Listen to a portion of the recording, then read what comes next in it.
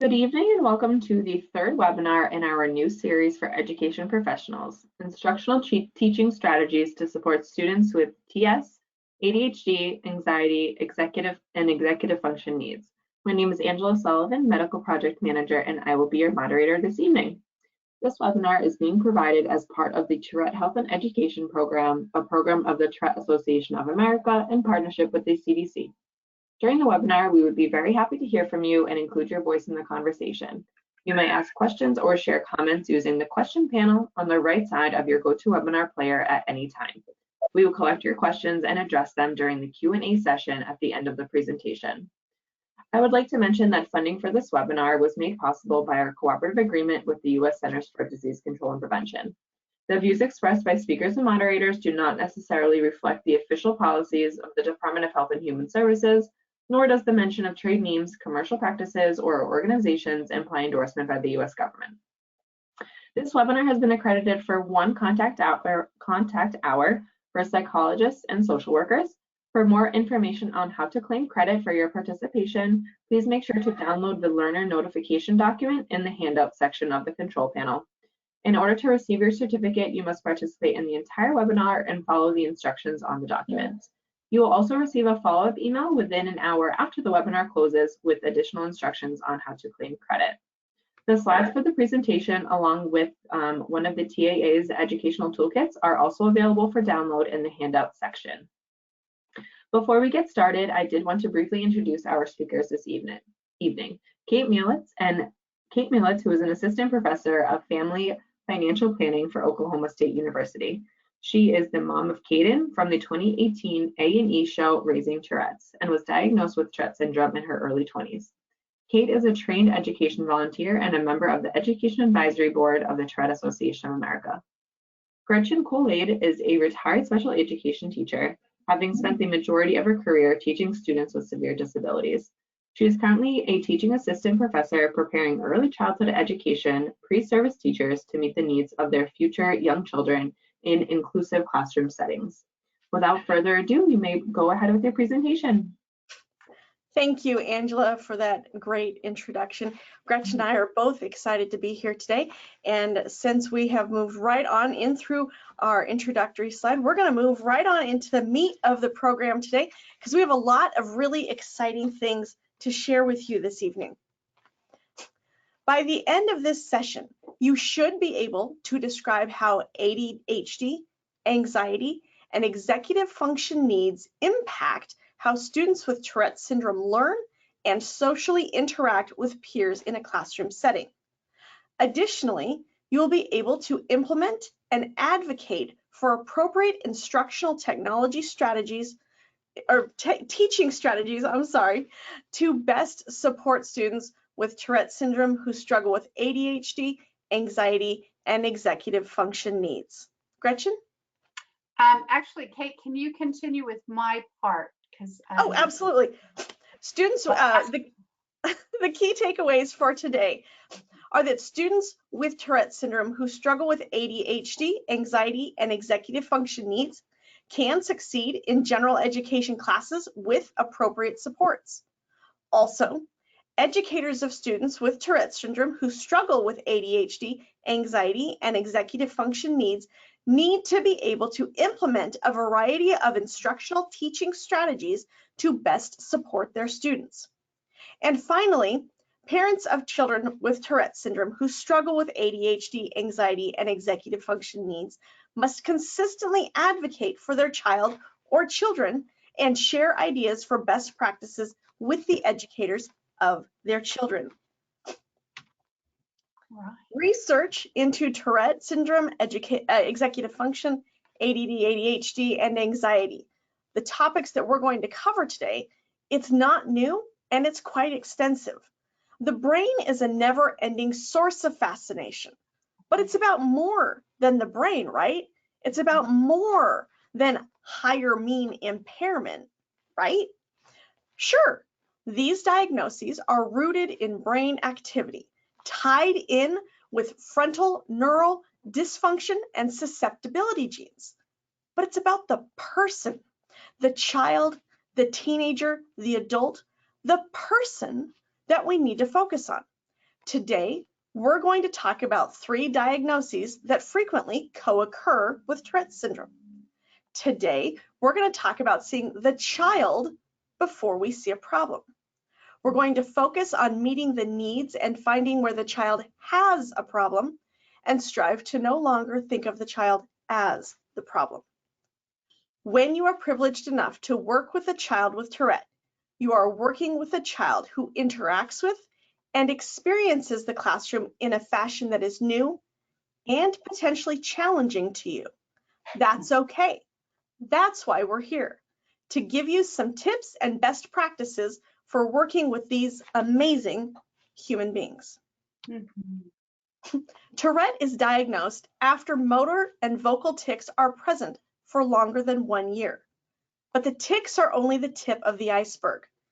ADD and ADHD are generally diagnosed after identifying a pattern of inattention and/or hyperactive impulsive behavior lasting at least 6 months. Executive functioning challenges do not result in a diagnosis, but these challenges, as we'll discuss today, can be very challenging for a child, a teacher, and a classroom of expectations. Finally, anxiety has numerous faces and diagnostic criteria. Today, our focus will be more in the generalized anxiety disorder area. Gretchen, what would you like to add? Oh, I always have lots to add, Kate. I will share with everyone attending that Kate and I, when we met, formed just such an instant connection as colleagues, and I think Kate as human beings. And Kate and her beautiful family have come into my student teaching capstone course for the last several semesters to present about Tourette syndrome, and most importantly, to put a human face on people who live with Tourette syndrome and who have had struggles in schools. Remember that from my introduction that I prepare early childhood educators to best meet the needs of all children in inclusive classrooms. And Kate and her family shared this particular diagram with our students. And Kate and I are both very reflective people, and so we love to have our students reflect on what you learn from the presentation by Kate and Caden and Slada.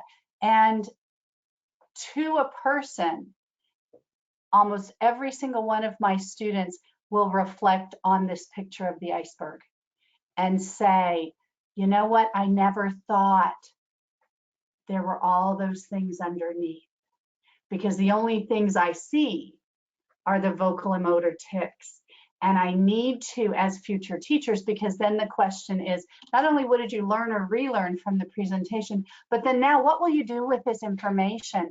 And what all of the student teachers have come away from the presentation on Tourette syndrome have said very strongly is, I will now be so much more aware that there are other things underneath that, you know what, can impact every part of a child's life in school.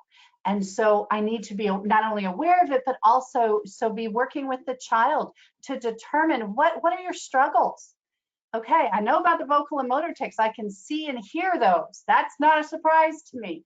But what else do you have going on that I can support you with in the classroom, and how can I do it? And so my hope for today, for the educators in the group, and even the parents too, who will hopefully be able to take some ideas and better advocate for their children within the educational system, is to remember that it is not just about the tics, but it's about the other coexisting conditions that I think sometimes stay hidden, just like they do in the picture. And so I am so thankful to the Tourette Association and Kate for sharing this, because 80% of us learn best through visual.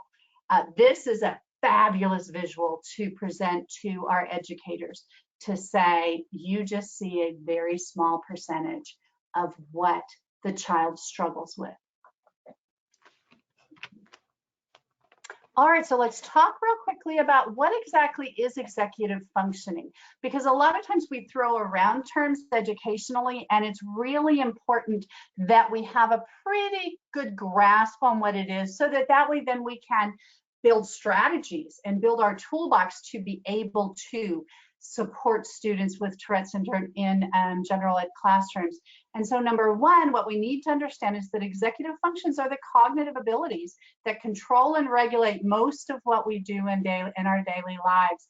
Now, Kate had mentioned research at the very beginning, and as my introduction indicated, I'm a retired special ed teacher. I came to higher ed as a second career.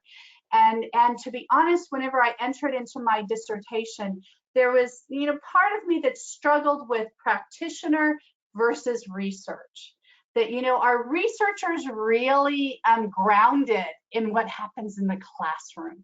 And so I've spent a lot of time researching and reading about executive functioning, and I'll tell you that absolutely it is.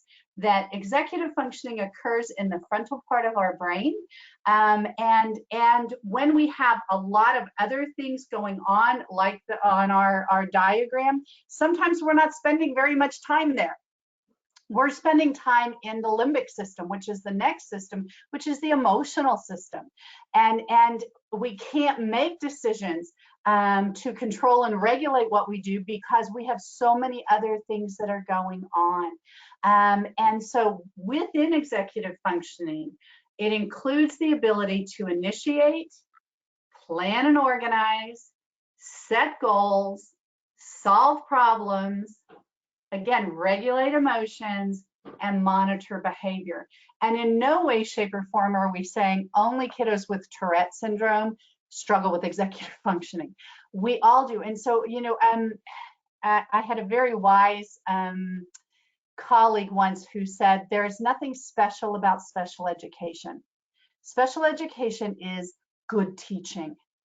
And so when we start to look at and individualize how we work and support each child in our classroom, regardless of abilities or needs, this is what we need to look at is how are they at planning and organizing, especially as they grow older. Kate has wonderful Caden in her life who is a middle schooler now. And, that's one of the things we expect out of our middle schoolers to be able to do. So then the question becomes, how do we as educators support him to be able to plan and organize, set goals, solve problems, regulate all of the emotions that go on? And, let's not also separate the fact that, as Kate said, we are human beings first. And so when you have a 7-year-old, they're a 7-year-old first. And then now we need to work on regulating emotions that may or may not be impacted by the bottom part of that iceberg. And then we have, the Cadens who are middle school. And, I don't know if you ever heard or read something by James Dobson, the family therapist, but he said that, kids should be free to do what they want till they turn 11, and then we should put them in a wine cask and feed them through the hole. Then he says that when they turn 16, you should plug the hole. I disagree with that. I actually like them after they turn 16, but that middle school age, Kate, as a parent, I respect you tremendously. And if there are educators on that are middle school teachers, there is a special place in heaven for you people. And so, and then too, along with that, with executive functioning, is monitoring behavior, to watch ourselves and to be able to say, what my behavior might be if I can control it. And that's the one thing I've learned the most from Kate and her family, is that sometimes we have to be able to distinguish, and it's a very hard line for an educator to distinguish what is Tourette syndrome and what is being a typical 15-year-old. And in fact, in their presentations at one point, Caden kind of spouted something at Kate, and I just kind of looked at Kate and went, teenager, right? And Kate was like, right. So for monitoring behavior, that's what we need to be aware of. So that's what executive functioning is. All right, so I love this slide from Advantages Learning Center. because what it talks about is these are all the different parts, and I'll go through them just very quickly. But so I hope what you all will leave with, number one, is not knowing all of the different parts, but recognizing that executive functioning is a complex skill. And it is not one that we can say, oh, they have problems with executive functioning, and fully understand what that means for that child. All right, because every one of us has skills in some of these areas and struggles in other of these areas. And you know what, given the day, it might look different. And so we'll start with certainly working memory, keeping key information in mind while using it. That's a challenge for kiddos with Tourette syndrome, to be able to say, what are my issues that I need to be working with today? Self-monitoring, again, that goes to monitoring behavior. Can I monitor how I'm feeling and what I'm doing in the parts that I can control? Planning and prioritizing is huge, especially as an educator. You need to be able to say to your students, and what you need to realize is that when we talk about strategies for supporting kiddos within their executive functioning, is that this will work with lots of kids, not just kids with Tourette syndrome. And so don't think, oh, I've got to do this for my student who has Tourette syndrome only. Realize that, especially when it comes to planning and prioritizing. This is where, I don't know if you've noticed, at least here in Oklahoma, one of the key things that we as teachers are now called to do is to put up on the board, here's what we're going to do today. We're going to get A, B, and C objectives done. And it is to be able to plan and prioritize for the teacher and then also for the students. This might be something that you might want to also have in writing and give out to students to have on their desks so that they can mark it off. You know how good it is to mark things off, right? Task initiation. Just getting started on a task sometimes can be really challenging for kiddos who have all of the things that we talked about underneath the iceberg. And so then the question becomes, how do we help them get started? And we'll give you some ideas. Certainly organization. Kate will talk about, her experiences with her children with organization.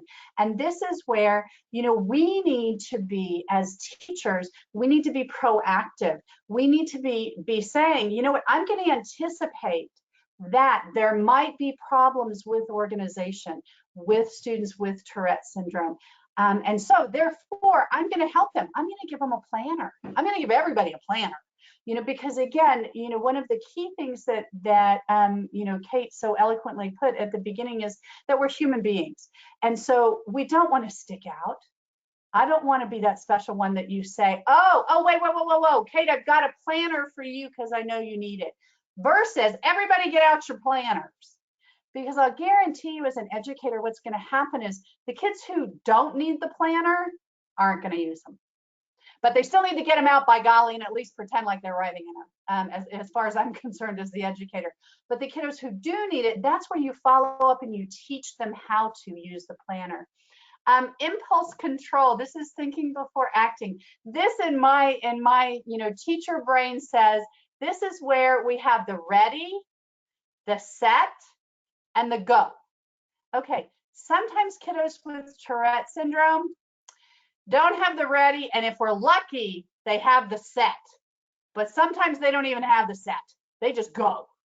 All right, and so that's where, again, we need to back out from that, recognize that, number one, and I think this is so important as educators, that when we know that a child is challenged with some of the parts of executive function, why are we surprised that they have impulse control problems?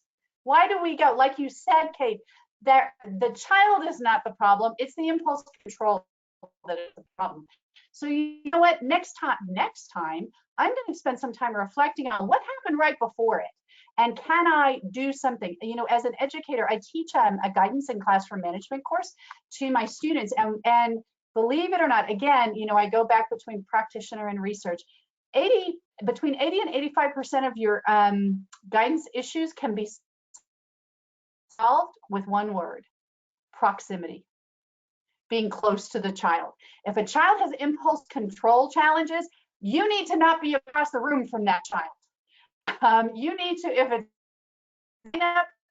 and you can anticipate that something might happen during this transitional time, I'm going to make sure that John is my helper, is right there with me, so that I can be there to physically provide modeling and show and say, nope, look, this is what we're doing. And then also verbally. And again, it goes to how best to interact with the child. Emotional control to help keep feelings in check. You know, there are so many different techniques that we can help kids with emotional control. And taking deep breaths is one of them. There are fabulous programs on, you know, and research that supports that deep breathing can actually move us from our limbic system, which is our emotional system, into the prefrontal cortex, where we can then start making good decisions. And my favorite story about that is that I had a student who, a student teacher that I taught the breathing to, and she had a student who was absolutely emotionally out of control. And she said to the student, sit with me and let's breathe. And the student said, I can't. And she had the presence of mind to say, it's okay, then I'll breathe for you. And she started taking deep breaths. And it gives me goosebumps, because you know what? After about 3 deep breaths, the child started taking deep breaths. So there are ways that we can help. And then finally, flexible thinking to adjust. We need to be prepared for unexpected things. So I'm sorry, Kate, you know I could talk about this forever. So I'm watching the time going, okay. So struggles, certainly we know that struggling with executive functioning is certainly common in students with ADHD, with autism spectrum disorder, and Tourette syndrome. And this is a key, is, you know what? Kids don't come with books that tell you how they are and who they are. Sometimes parents will write a book. I've had parents write me books introducing their child. But what we need to understand is that each student deals with struggles with executive functioning differently, and understand that those struggles can change over time, day by day, and then certainly over time. There's no easy solution. I wish there were. You know, I always joke that people who don't know kiddos think that guidance and solutions are black and white. There is absolutely no black and white. And that makes me sad to tell you that. However, the good news is, get to know your kiddo, and then it'll become much clearer. It certainly requires the student's development of a unique set of coping strategies. And so just because it worked for one child doesn't mean you don't have it in your toolbox. But what it means is you need to be willing to build another toolbox. And then finally, it requires the educator to develop strong relationships with their students to best understand the needs and struggles of each student. And if I can add just real quickly, that one of the things Caden taught me, or actually re-taught me, is that he was talking about how one of the strategies that they agreed on, he and his teacher, was that he would take a break if his tics became too much, that he would take a break. And he said what he started finding was that the teacher would turn to him and say, take a break, Caden. Okay, what that really means is the teacher needs to take a break. Caden doesn't need to take a break. And so, you know, Caden reflected to my student teachers and to me that, you know what, if you tell me I can take a break, I need to be the one to tell you when I take a break. Okay, so we need to get to know our students, to know I'm not in charge of you know, if Caden were my student, I'm not in charge of him taking a break. Now, I might quietly go over and say, do you need to take a break? But that needs to be between him and I. That doesn't need to be class-wide. So, okay. All right, so let's do some ideas, some strategies. Daily schedules are huge. Put it up on the wall. And this is where, remember how I said sometimes we have a problem dealing with unexpected things? Daily schedules, you can change them. We're going to have a fire drill today. I'm telling you, if you're a teacher on this, get to know your school secretary really well and find out what her favorite pop and cookies are. And if you give them to her, which I'm telling you, they'll tell you when the fire drills are coming. So that way you can put it on your schedule. So for kids who have problems or challenges or struggles with unexpected things, there's some things we can't expect, but boy, the ones you can, absolutely keep a daily schedule. Write homework in the same spot on the board or on their paper or in their planner. This is where your list of homework goes. Teach and practice routines. We are routine-oriented people. And so even when all of the other stressors can come in, if I can count on my routine, that can help. Many deadlines on projects are huge. Sometimes we say it's due at such a time. I have a student teacher or a student intern who did a lesson today. Can't wait to hear from her on how it went. And she said, I'm going to give, okay, get started, and then I'm going to give a 5-minute warning. And I'm like, you need to give a countdown. You need to say, you have 30 minutes to finish. You have 15 minutes to finish. You now have 5 minutes. Certainly integrating and teaching executive functioning skills within content. We need to teach our children and students with Tourette syndrome to become self-advocates. This is what executive functioning is, and these are the areas I'm having problems with or struggles with. We need to explicitly state when important information is shared. This is called the big idea in education. Okay, what's the big idea that if you take nothing else from tonight, this is what we want you to take? Give organization time at the end of class. Don't assume organization is going to occur. And I would challenge you that along with giving the time, you do a procedure to get organized, get out your planner, make sure, check off, do you have your homework? With the homework, have you packed the books you need? Do you see what I'm saying? So that way there is a visual of that. Give time checks. Certainly reduce distractions around the room. And again, this goes to the individual child. I was actually asked this in an interview recently from one of our teacher candidates, that did I ever have students who got distracted in class? Yes, and those were students who were seated in places where they didn't get distracted then. Certainly give brain breaks throughout the day. And this is where you talk to kiddos to learn, what does the brain break look like for you? Right? Because Kate's brain break might look very different from mine depending on the day. We might have a very similar one depending on the day. And so to talk to kids about and give them choices are so powerful. Now they need to be appropriate choices. You need to be able to be very clear and say a brain break is not 30 minutes long. We're going to set a timer for 4 minutes, and now take a brain break, and here are the things you can do. You can get up and move. You can sit quietly and read your book. You can doodle. You can do whatever. Certainly stock a classroom office. Give them a pencil. I hate hearing teachers who say, you got to take your shoe off and give me your shoe to borrow a pencil. What? Contact me if you need funding information. In 15 years of teaching, I received over $50,000 worth of grants. People give teachers money to do good things for students, and one of them can be providing them with school supplies so that if they forgot it, if I forget my lunch and I call my husband, he brings me my lunch. We need to teach kids that we're going to be kind and supportive people. And then finally, we need to let them work through challenges. We can't always be the savior. Definitely the safety net. I'm not letting them hit the ground. But to let them struggle through is okay. So, all right. I could talk forever. An hour is not long enough, Kate. All right, here's some fun ways to do it.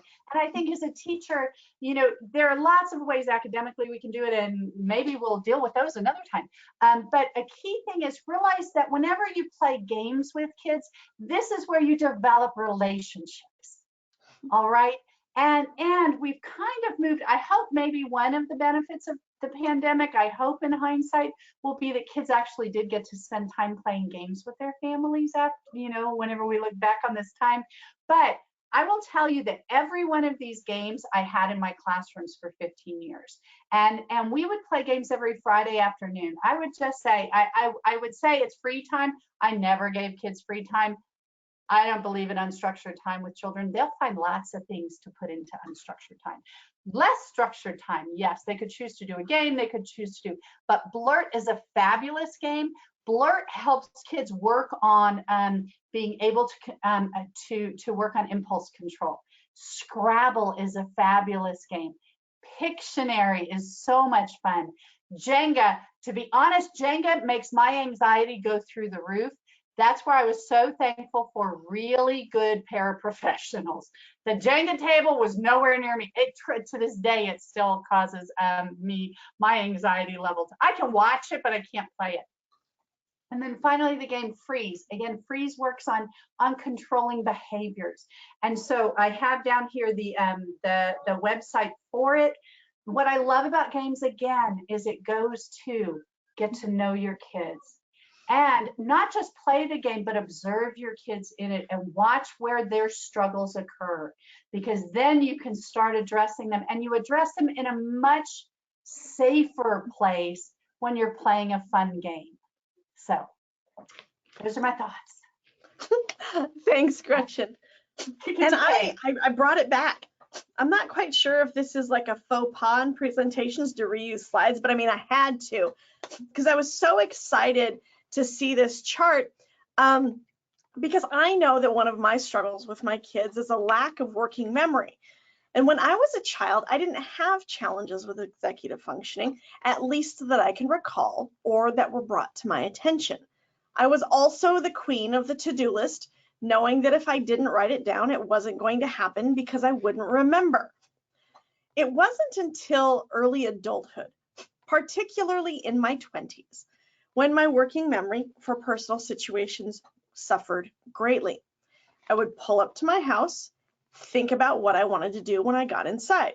I would tell myself that I was going to go in, take off my coat, hang it up, do X, do Y, and then not even a full minute later, I would walk into the house, I'd forget to hang up my coat, I would forget to do steps X and Y, and voila, we have chaos. I constantly forget that my children have the same struggle, that I can't always ask them to do a list of 7 things all at once. Prioritizing tasks for children and teenagers with Tourette can really be a challenge, especially if you want something done in a particular order. Remember, Tourette brains see things differently, and sometimes it's very difficult to put things in order.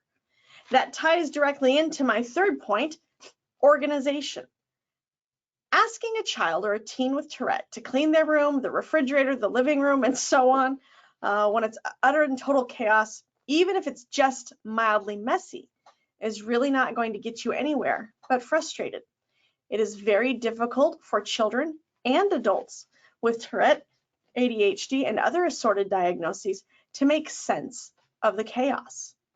In the classroom, telling a neurodiverse child to do something with a time limit, or when you are done with this, finish other work if they have multiple assignments left, well, there doesn't always seem to be a way through the chaos to the neat, sorted, organized final product. It may take very simple instruction, one instruction at a time. It can be very difficult to see where to start and the best way to attack the assignment. It's also difficult to remember everything that needs to be done. And no, asking them to create a to-do list does not always actually result in a to-do list. Please, trust me on this. Been there, done that. The Tourette brain can often be likened to 30 super bouncing balls, you know, the ones that you slam down and they bounce to the ceiling and then bounce all over forever. All of those bouncing at the same time.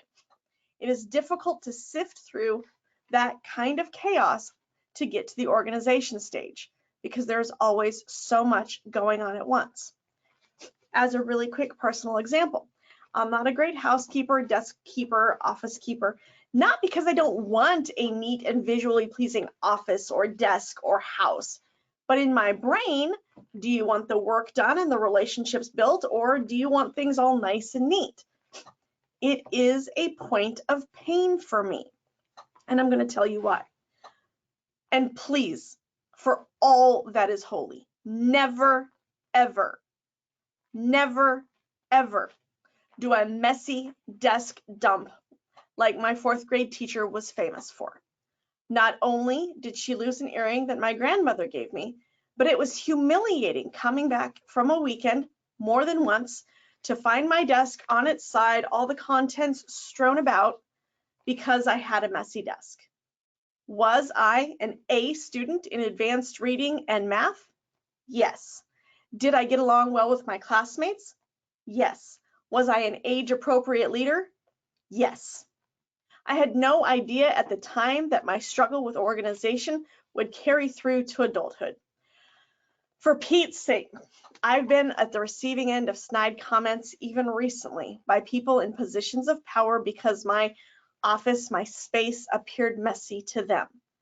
I can put my hands on whatever I'm looking for at a moment's notice in less than 90 seconds. Is that not fast enough?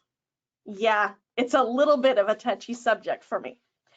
And I'm not suggesting that it's not a skill that students don't need to learn, but how they learn it and the pace at which they learn it needs to be determined by them, not as a preconceived notion that something has to look or be a certain way. Everything that is on the executive functioning chart, my children struggle with or have struggled with at home or at school. Stress and anxiety exacerbate the tics as well as the issues with executive functioning. These are some of the challenges that increase chaos in the classroom. Our children are not bad children. They're not bad actioned children. Their brains just function very, very differently. Starting the day, to go back to something that Gretchen said, with deep breathing and integrating relaxation techniques during the day can be very beneficial for all students, not just your neurodiverse ones. Practicing emotional control while dealing with some of these other executive functioning challenges means that I, as a parent, need to have tools available. Yes, for me, but even more so for my children. Also in the classroom, where can they sit to quietly relax, not have to process so much? Is that, like Gretchen mentioned, a moment to step out? For my son at this point, that means a soft blanket that he can access between classes or potentially take with him to class. For my daughter, it means time between lists of things that she has to do and a space where she can take a moment away, hallway, or just a quiet area where she can process. One last thought on this slide before we move on. You may experience an overwhelming amount of interrupting when you are working with a child that has Tourette and ADD, ADHD. That is because part of the Tourette iceberg is disinhibition, speaking up at times and saying things at times that are off in terms of timing, such as interrupting, because sometimes we just have to get it out. It's entirely likely that if we don't get it out at that time to someone else who can hear it and process it, that we're going to forget. Now, do children need to understand and learn that interrupting is rude? Absolutely, without a doubt. I encourage you to talk with the child. Let them know that you have noticed that they have been interrupting. Give specific examples. Ask if they have ideas for ways to decrease the amount that they interrupt. Ask them what's going on when they interrupt. Why is it so important that they be heard right then and there?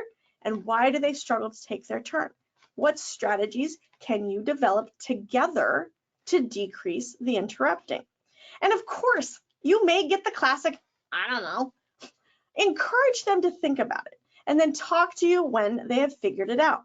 Let them know you want to understand so that you can practice better listening skills when it is your time to listen. Empower the children to help you. Children want to be heard. Children with impulse control challenges want to be heard, and they feel they have to be heard at a specific time. Help them by slowing down your rate of speech and addressing their concerns. We're going to move right into ADD and ADHD. Gretchen, why don't you take it away? All right. Okay, so what we need to understand, first, Kate, again, Kate and I are kindred spirits. Absolutely. I love the suggestion, Kate, of, meeting with a child. And a key is you don't meet with the child in front of the rest of the class. You say, one of my favorite things to do as a teacher was to invite kids to have lunch with me, on the weeks I didn't have to work lunch. And it was never punitive. And I made sure that everybody got a chance to, if they wanted me, because, some kids don't like us. Where it's not, that would not be a reward to have lunch with me. But that's when I would say, let's talk about this. Boy, you have a lot to say. what kind of signals can we work out just between you and I? And I have to say that, you know, I mean, Kate knows how much I value and respect her. When she presents to the student teachers, Kate is bombarded by interruptions from when both of her kids were able to come and we were able to do it in person, both of her kids. And you just would do it beautifully. You would say, give me a minute to finish my thought. And then she would go, and then she would say, okay, now back to it. And you would remember what their topic was, so that way you could help them refocus, because we all know sometimes then we forget. But okay, so I love the visual of Mr. ADHD here. I am definitely a visual person. So when we talk about attention deficit hyperactivity disorder, or simply attention deficit disorder, what we need to understand is that with this particular disorder, it's ongoing inattention. And so when we know that a child has been diagnosed with it, or we're also seeing signs of ongoing inattention, we need to understand that kids are and adults are walking around with ADD or ADHD and undiagnosed. And this is where, just like Kate said, we need to teach kids to be self-advocates, to be able to think about, they need to do metacognition is the big term in you know, higher ed. They need to think about thinking. They need to think about, you know what, I do have a hard time paying attention. Okay, and so what we need to understand is that our kids with ADD and with ADHD may include hyperactivity, that I just got to move. And then, of course, impulsivity comes into it. One of my favorite little ones in the whole wide world had ADHD. And I would have to say, stop, think. And then we would talk about it. Sometimes we couldn't stop and think. We just had to keep moving. And that comes with understanding. You know, there's a difference between patience and understanding. There's a fabulous seminal article called Patience versus Understanding. And as a teacher, and probably a parent too, you will always run out of patience. Absolutely always run out of patience. But if you understand the student, you will never run out of understanding. And so it might change, but you will never run out of it. And that's why, you know, as a teacher, I would hate whenever people would say, you must be so patient. And, you know, I would just think of all of the times I have screamed at other cars who don't do what I want them to do while I'm driving. And so we need to understand that our kiddos with ADD and ADHD are our ones that are going to have extreme distractibility issues. And that's where we need to be looking around our room, watching the child. What's distracting them? If it's sound, piece of cake to fix that. There's assistive technology out there. There are noise deafening headphones. You can borrow them from Oklahoma Able Tech or from any of your AT Act programs within your states. And if you don't know where they are, let me know and I'll help get you connected. You can borrow them for 30 days for free. Try them out with your kiddos with extreme distractibility if you think it's sound. And then if it works, write me, I'll help you write a grant for them. And then certainly high energy. I hope you value your kids with high energy. And I hope that you give them outlets within your classroom to be able to release that energy and not say, what we need to understand with our kids with ADHD is if we absolutely say, you're gonna hear in my voice, if you tell them to sit crisscross applesauce, hands in your lap, bubble in your mouth, they're going to spend so much time trying to comply. They're not going to be able to be learning at all. Why do we do that to kids? Why do we not say, where do you need to sit during group time to be successful? You know, and I would argue sitting is not the only choice. One of my dearest friends was a 4th grade teacher over in the Tulsa area, and she had a walking track. Okay, she probably got in trouble with the custodians, but she put duct tape down in the back of her classroom behind where all the desks were. She put duct tape and she formed basically a walking track. And she would say to kids, if you need to walk while an instruction is going on, go hit the track. And the kids would walk. She could have more than one kiddo on that track. Now, they certainly worked on procedures. What do you do when you're on that track? You walk. No skipping, no jumping, no cartwheels.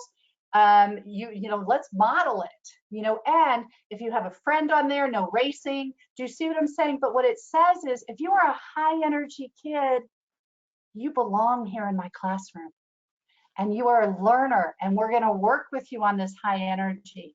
And so then, Kate, will you take the rest of it? Absolutely. And, I've received a fair number of complaints about my son's tics, and not Slada's to date, but Caden's indeed. But I have received even more complaints about things due to his ADD and his ADHD. And as I look back to pre-K and kinder in particular, there are so many apologies that I owe to my son. So many ways I should have advocated for him, but I didn't know that I was viewing things through the wrong lens. Red, yellow, green.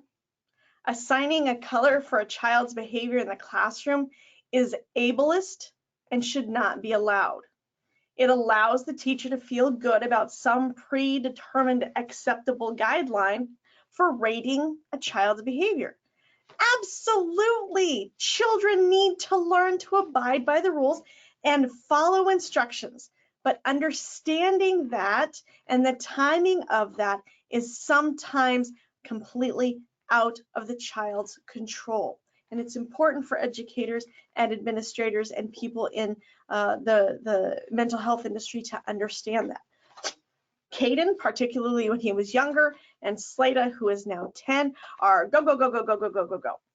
Attention and excitement, jumping from one topic to the next, speaking at the speed of light, and inability to sit still and just be.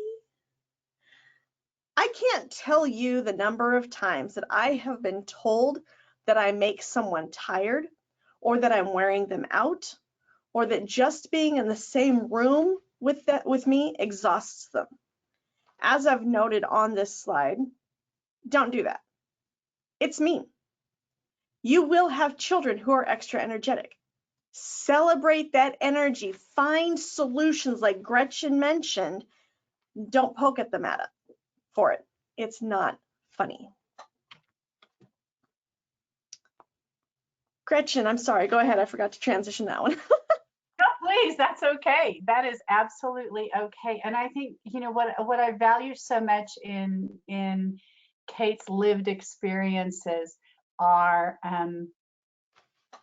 when Kate says don't do it, it's mean. It has so much power, so much power. And so when we talk about ADD and ADHD and executive functioning, here are some common challenges, and you've heard us say this before, that certainly we have impulse control. And again, why does it surprise us or make us angry when a child demonstrates impulse control when we know they are diagnosed with ADD or ADHD? That is such a disconnect for me as an educator. In fact, what we need to understand with all of these challenges that our children have is that all of their behavior is a form of communication. They're telling us something with this, and what I hope is that you will listen and you will pay attention to what they're saying. So if you notice that impulse control happens right before we go to lunch every day, okay, what's that telling you? Are they hangry? Do we need to maybe somehow get a healthy snack time or an option for a healthy snack time and try that? Again, I can help you with funding if you need it, because that can't be the reason why you don't do it. And two, what I think is so important when we look at all of these common challenges is that sometimes people will say, well, but if you offer a snack to, or whatever, a brain break or something to a child with Tourette and with ADHD or ADD, well, that's not fair, because shouldn't you be offering it to everyone? What we need to understand about fairness, and I know we've all seen the drawing of what is fair versus what is equity, but bottom line, as a teacher, I will tell you this, that every time I've ever offered something to a student, I offer it to everybody. If you need a brain break, here are your choices, and please take them. And I will guarantee you, I will bet you money tonight, if they don't need it, they'll stop using it.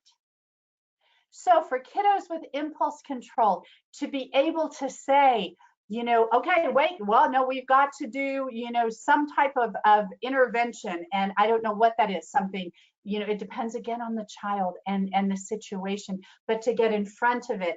And to say, whenever we're lining up, I notice that John typically has problems with impulse control, that I'm going to make sure that I'm close to John at that time. Is that fair to my other 19 kids? They don't need me to be next to them. So you darn tootin' sure is. It's fair for that. Again, another common challenge is emotional control. And this is where, Kate, I'm so glad you mentioned safe places. I drill into my students. In fact, at OSU, in our early childhood education model classroom, we have an adult safe space. And it is a soft couch, a rocker, a soft carpet. We have 2 different kinds of very smelly hand cream. I don't use candles or Scentsy because some kids really have issues or sensitivity to that. But then if it's hand cream, they can control it and put it on their hands and smell it. And I got it from Bath and Body Works. And I renamed them though, Cranky Cream and Comforting Cream. So, if you're cranky, that's the one you go for. But to have that in the classroom so that way we can provide things. And Kate, we have a weighted blanket there. We not only have a weighted blanket, but we have a weighted stuffed animal. And you know what? I'm telling you all, again, there is nothing special about teaching kids with challenges who are neuroatypical. It's called good teaching. Because you know what? My college students pull stuff out. Every class I ever taught in before COVID, somebody had the weighted blanket on at all times. They had the soft fuzzy blanket on at all times. And they actually we had to do a sign up for who held the stuffed animal that was weighted. Okay. And these are students without identified ADD and ADHD. Self-monitoring, darn it, we need to do our jobs. And what that means is we need to help kids monitor themselves. We need to say, I recognize that you're having difficulty getting out the door at the end of the day, so that way you can come in the morning with your homework done and feeling ready to face the day. So how can I help you? What can I do to and again, look around your room, because you know what, it might not be that only child. And then that goes to planning and prioritizing. And I love, Kate and I are, again, kindred spirits. Think about your kiddos with ADHD and ADD as having a race car brain. How many of us could handle life on a racetrack at 100 miles an hour with everything going on around them? And now suddenly when we want them to sit crisscross applesauce, hands in your lap, bubble in your mouth. And then we wonder why they have a problem and why they then exhibit other behaviors which are of concern. And so please think of our kiddos with that lens of a race car brain. And I'll just wrap that really quickly by saying, telling a child to just calm down or slow down may not work. They don't perceive their speed. Telling an adult learner to calm down, that's liable to get you on the list of the people that person doesn't want to work with or learn from. Modeling behavior is key. Straight up imperative. As you respond to someone who is racing at what appears to be the speed of sound, if you take a deep, relaxing breath,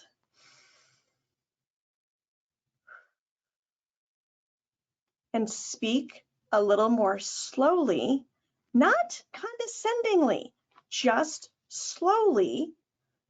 When you do that, you enunciate more thoroughly. When you enunciate more thoroughly, brains like ours will be able to pick up on different sounds and may help us remember a little bit better. Also, it is likely that we will slow down if you are calm, controlled, and speaking at a slow to moderate pace. And then finally, if you are practicing your active listening skills, when you carefully restate what we had to say, it will allow us to hear it in a slower way, which will help our brains process what's next. And it helps us feel good that you did indeed hear what we had to say. Gretchen, we're almost through the slides. We got 3 slides left, including this one, but take us to the next one, Gretchen. Okay, very good. So again, what we want to emphasize is that what research indicates, remember, research doesn't prove anything, but it can indicate things, that ADD and ADHD and Tourette syndrome can frequently co-occur, and almost 80% of children with Tourette have ADD or ADHD. And so does that mean you assume it? No. But does it mean you think the likelihood is definitely there? And what we need to understand is, and you know what, as an educator and in my bio, you know, another key part of who I am is that I am the sibling to an older brother with severe disabilities. And I will tell you that, you know, in any type of neuroatypical situation, sometimes people can think black and white and think medicine will help. Well, have you tried the latest? Have you tried this because it worked on my cousin's sisters, brothers, cousins, nephews, half sister? Okay, that's one of the reasons why when I go out and get a pedicure, I never tell people what I do, because there's always somebody who wants to know about, have you heard about this medicine, and is that something my kid with ADHD should have? I bring a book and I don't talk to them. And so what we need to understand is that treatments for ADD and ADHD can make tics worse. That is not, you know, we shall do no harm. That is one of our code of ethics, not only for the medical profession, but also for the education profession. Number one, you need to understand you're not a diagnostician, so you better darn well not be saying there's medicine this kid should go on, because technically, according to law, if you say a child with Tourette syndrome and with ADHD needs to be put on medication, you have just committed the district to pay for that child's doctor's appointments and medicine till they're through their 21st birthday. You don't want to be on that list with the district. And so you need to know that that is not, certainly if the parents ask you, what's your opinion? You know, to be honest, my opinion has always been with parents, whenever I've worked with kiddos with ADD and ADHD, is I would rather see who they are, you know, and then now let's work on helping them figure out how best to self-advocate and also be able to regulate. And so, but I've also had parents who've medicated their children and then asked me to give feedback, and that absolutely we as educators can do. And then finally, for goodness sakes, everybody, choose your battles. You know, when Kate first told me about the messy desk dump, I think I've done it every time Kate has told me about it. I keep apologizing for that teacher. That teacher stunk. That was horrible. It makes me want to cry tonight. And so choose your battles. You got this really bright kid that you're so glad is in your classroom, and their desk is a mess, but they can find things when they need it. You know what? I want the desk cleaned on the last day of school, because the custodian's going to be mad at me. And that's, you don't want to have to do it. Yes, exactly. You know, and so choose your battles. And Kate has said, you know, and I think you've done a great job of bookending it, Kate, that we absolutely need to have guidance standards in a classroom. We absolutely have to. However, pick your battles and decide what, you know, what does group time contributions look like? And can we understand that one child needs to be able to be more of a part of it than the others? And so I agree. And Gretchen, you did a terrific job. I won't even touch on that. I want to get us to our next slide because we are down to the wire. I really appreciate, and I know Gretchen does too, everybody sticking with us through the end of this. Gretchen, if you don't mind, I'm just going to wrap us so that we can get through this piece. Is that okay? Oh, I can't hear you. Absolutely, please go for it. And it's pictures of your beautiful children. The long and the short of it is, oh, anxiety, how I loathe thee. In the past 3 years, I have learned more than I ever wanted to know about anxiety.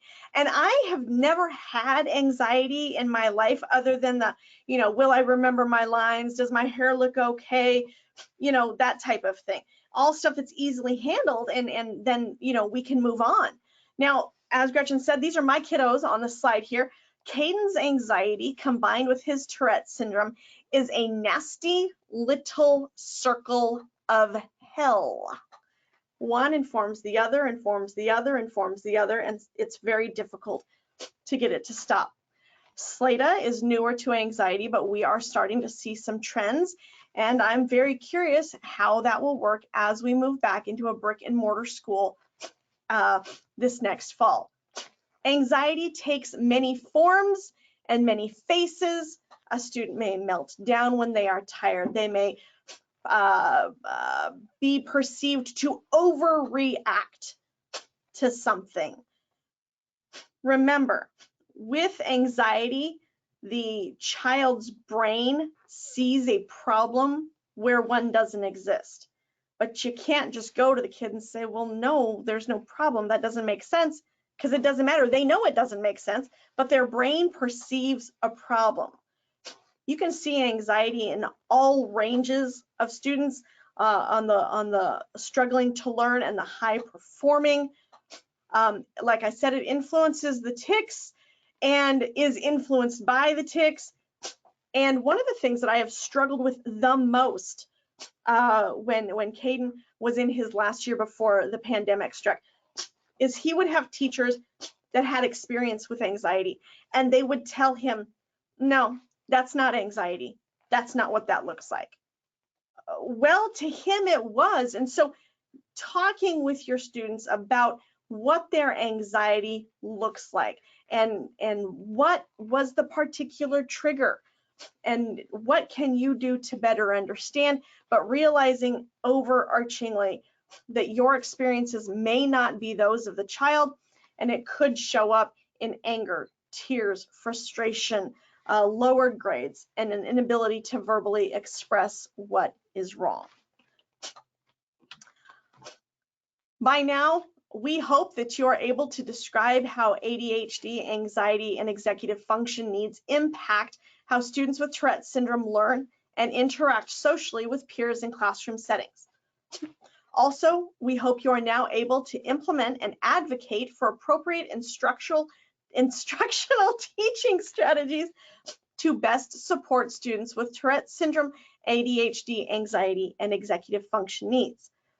As key takeaways, we hope that you have identified that students with Tourette syndrome who struggle with ADHD, anxiety, and executive function needs can indeed succeed in general education classes with appropriate supports.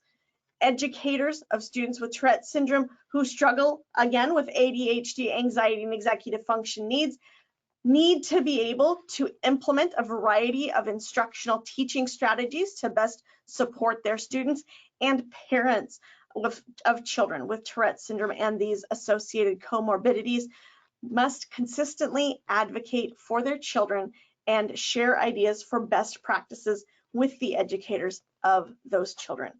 We appreciate that we have gone over, and we really, really appreciate that you have taken the time to stick with us, but we will now take questions that were submitted to the moderator if there is still time.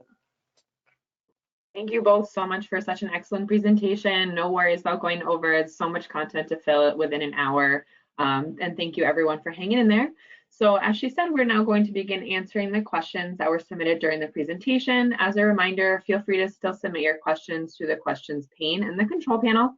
If we are unable to get to everyone's questions here at the TAA, we do have a full-time information and referral staff who would be more than happy to answer your questions as well.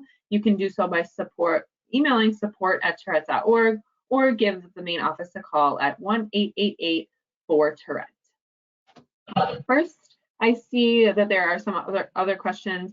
The webinar has been recorded. It will be posted to our YouTube channel and within the next couple of days for sure, and you will get an email within the next hour or so with a link to view the recording, so you have access to that.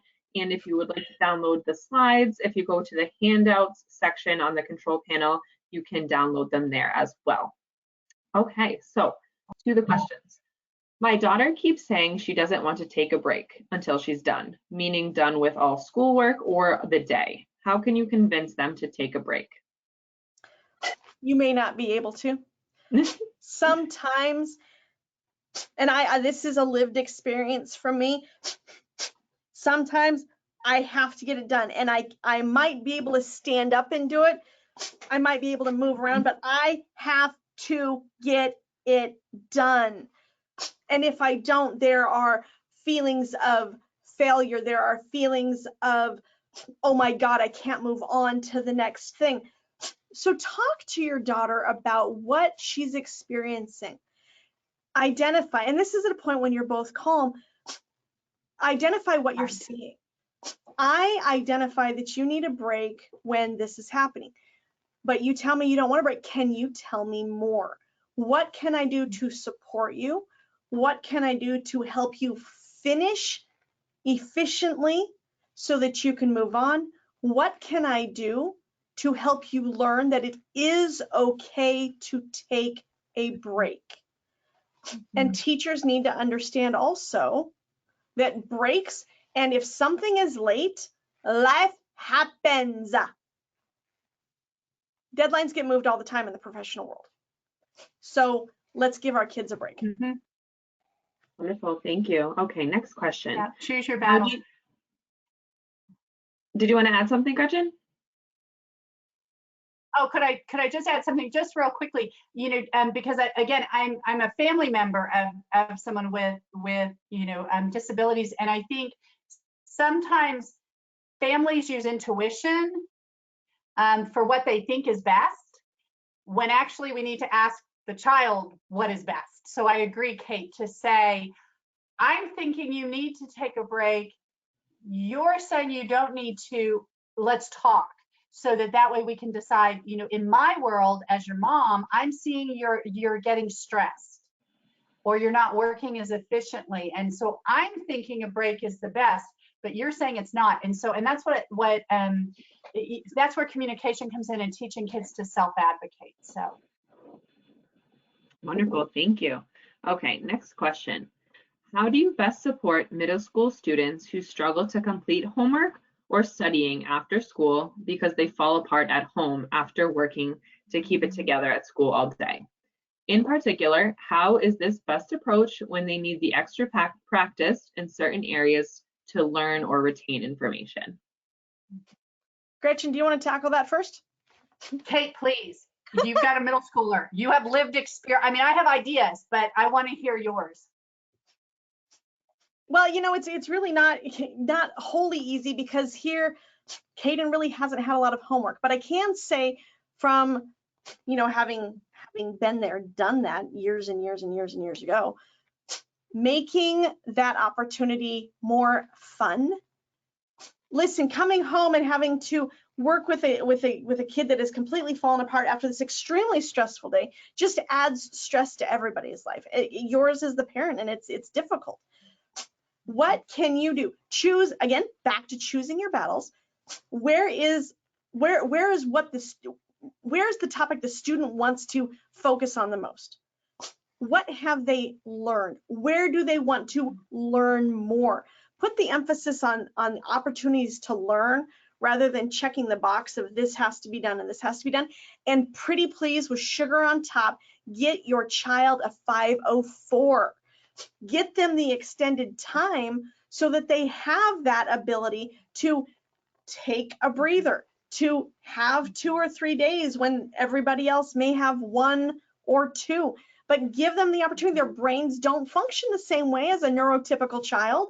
So let's give them that flexibility. And I will do a shameless plug for the volunteer educators and the Education Advisory Board. We are here and present to help you navigate the educational system if you are not confident or feeling like you're supported when you go in alone. Gretchen, please. Yeah, I could not agree more. Now, in the perfect world, would all educators say, sure, you can have a couple of days to get it done? Because you know what? That's good teaching. Unfortunately, we live in a world where you're going to come nose to nose with teachers who are going to say, that's not fair. And so you sometimes need to have a document behind you, and a 504 is a perfect document to have behind you to say, you know what? It's an accommodation. All we're providing is access to. If access means additional time, then that's what the child needs. What I would suggest too is that when they walk in the door, this is where, again, and Kate, you brought up a perfect point whenever you said when things are calm.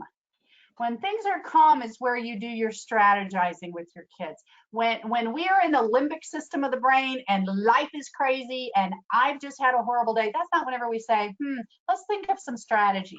We need to think of strategies when things are calm. So that might be over the weekend, whenever we haven't had, a horribly stressful day.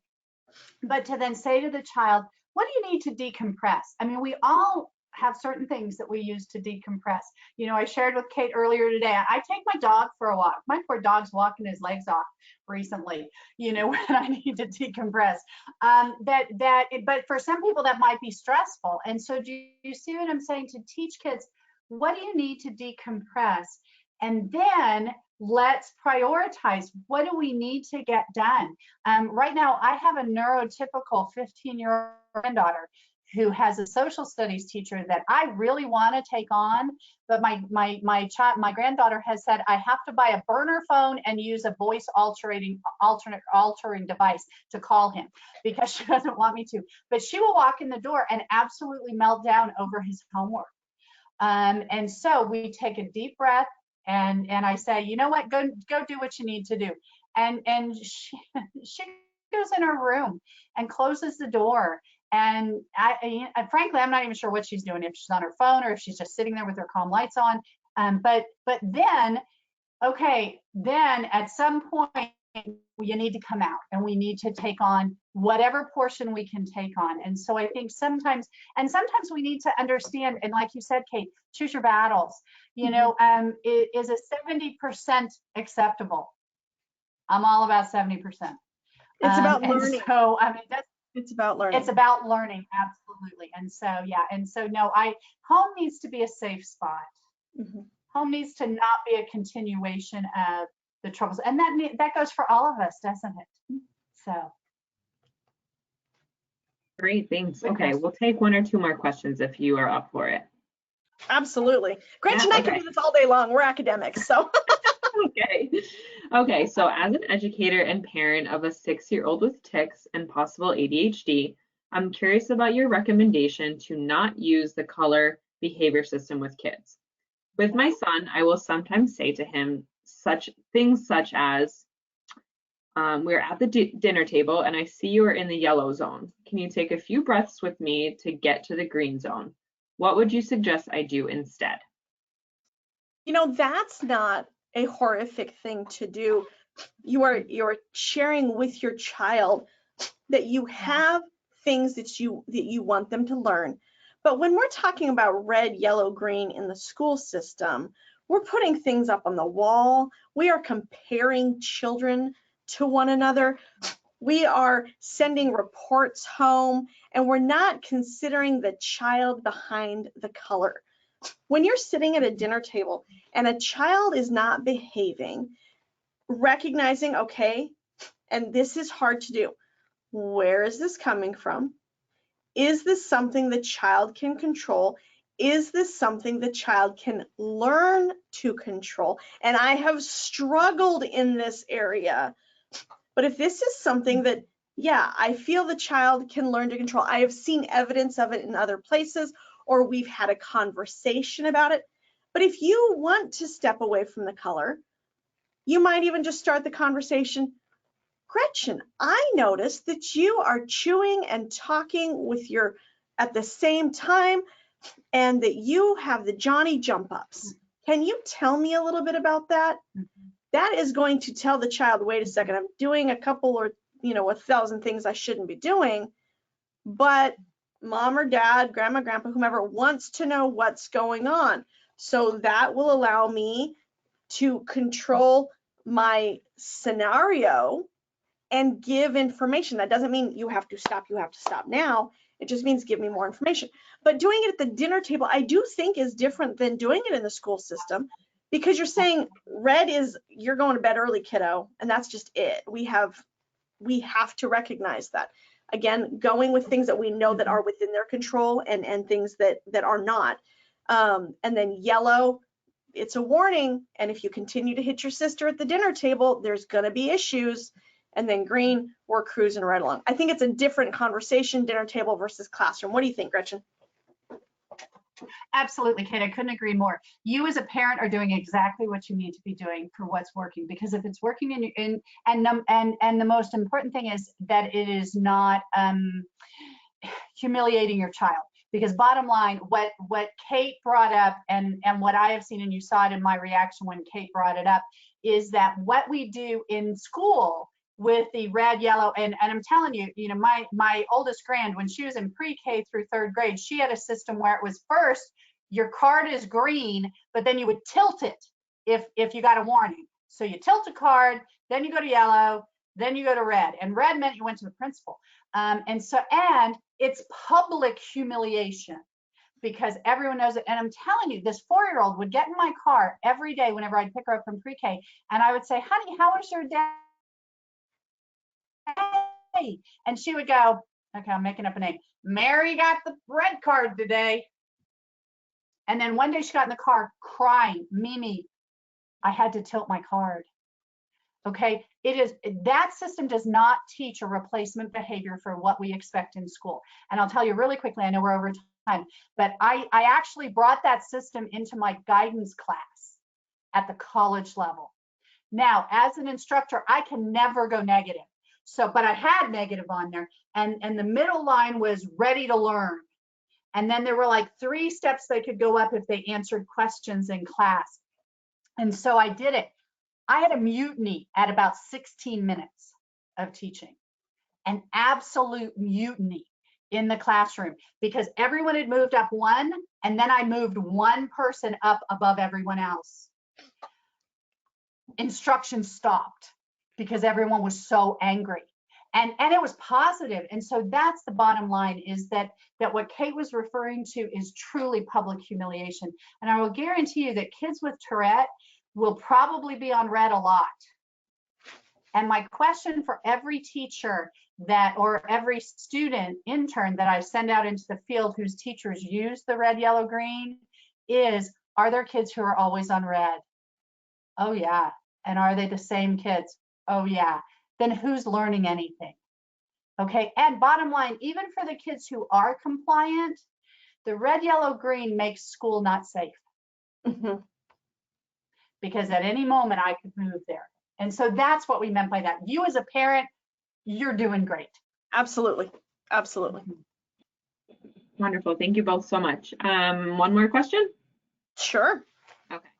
What is the difference between providing tools for a child to self-monitor their impulse and emotional control and coddling the child?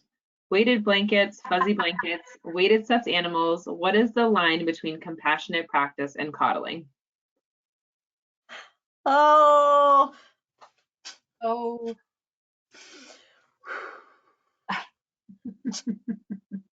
We need to be kind. We need to model loving behavior. Coddling is taking care of everything for the child. Coddling is they can do no wrong and we're going to solve all the problems. Coddling has nothing to do with providing a blanket to help the body's system calm down. Has nothing to do with fidgets. Has nothing to do with a teddy bear. When you have a child that has anxiety in particular, they very likely will have something or multiple somethings that help them calm down. In my son's situation, it's Minecraft and it's a soft blanket, a dog, or a stuffed animal. But I'm not coddling him. I am giving him the opportunity to check back in, or to survive in a society that is ableist and not supportive of people who approach things from a different dynamic. And that is what people with Tourette and executive functioning needs and ADD, ADHD, and anxiety do. And we need to model love. And you know what? If somebody needs a blanket, whether it's a weighted blanket or a regular blanket or a whatever, then you might, and that's not okay, then you might as well ask a woman who invests in makeup to not wear makeup, or ask somebody who has taken the time to style their hair to not style their hair. It is a way that helps us, me in particular, feel good and feel confident about interacting and approaching and working with other people. And if somebody happens to do that, or a child happens to do that, an adult happens to do that with something else, okay, I didn't tell you not to wear those jeans or put those socks on. They have a blanket or a teddy bear. Okay, so what? I'm sorry, that's a really hot topic for me because I do see a lot of that kind of contention. And that's, in one way, that is an attack against my child. And I know that that's not what was meant, but I mean, that's how I could perceive it, because I see this amazing human being who happens to be my kid, but take my kid out of the picture, some other kid, amazing human being. We've got to look to the core of the child. And if that child needs additional tools, give the kid additional tools. We want them to be successful. Gretchen, I will step off my soapbox. No. You know, that was a perfect mama response, mama bear response. And I'll follow on as an educator and say the key differences, and I think I made this, you know, I made this point several times throughout this session, is that all of the things that Kate and I have suggested as things that can help support each of these executive functioning areas of concern are all strategies. Okay, coddling is, let me take care of you. You know, strategies are, let me give you a strategy so I can put myself out of a job. My job as an educator is to make you as independent as possible. And that means if you need to sit with you know, with a weighted lap pad on your lap while you're working, please go do that and get the work done. You know, I am not going to coddle you with that. I'm going to have them available. And then I want to teach you and have conversations with you to teach you how to self-regulate. And I think, you know, and I can't agree more with Kate, though, that, you know, we definitely live in an ableist world. And I will go as far to say that we live in a world where there are lots and lots of people who say life isn't fair and we need to bring attention to. But I will say that people who are neuroatypical are the last group it is okay to discriminate against, because there isn't enough understanding of what the needs are to then help them be the most independent and the most happy that they can be within our environment. And so I think, in fact, perhaps I've been accused of, coddling, and my statement back would always be, look at what I'm teaching them. I'm teaching them how to, like Kate said, deal with the anxiety so then they can get some work done. Or they can get, Kate's son is an incredible weightlifter now, that he can go to weightlifting because he can now, deal with all of the challenge of getting up, getting dressed, making sure he's well hydrated, making sure he's had something to eat. Do you see what I'm saying? To get out the door. What do I need to do to support you? And so I would challenge you, I don't know what your role is, but I would challenge you to, like Kate said, get to know the child and then think about, are these strategies to make them more independent? Because if they are, they're just fine. Now, if they're, I want to give you an escape, that's coddling. So I think you could probably divide them up pretty easily. Wonderful. Well, thank you both so much again for such a wonderful presentation. This is all the time that we have for our webinar and all your wonderful questions. Once the webinar is closed, you will receive a survey on the presentation. We would be greatly appreciative if you wouldn't mind taking a few minutes and complete that to provide your feedback. The survey is specific to your experience during the webinar and will help us to improve future programming. You will also receive a follow-up email within 24 to 48 hours with the link to view the recording of the webinar, as I said earlier, and there will also be additional instructions on how to claim your CE credit if you are interested. Additionally, as I mentioned earlier, the webinar will be posted on the TAA's YouTube channel for those who are unable to participate today. We encourage you to reach out to us about this webinar or for any other ideas and suggestions that you may have. On behalf of the Tourette Association, thank you so much again for joining us and taking the time to view our presentation. And a special shout out to Kate and Gretchen. Your insight was wonderful, and thank you so much both for your time. The last thing I'll say is please check out touretteconference.org. We are hosting a free virtual conference in 1 month, and Kate and Gretchen will be there with doing their presentations again. So if you have questions, they'll be there to answer them. Thanks so much again. Hope you all have a great evening.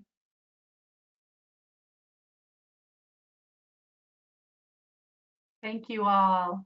Thank you. Thank you very much.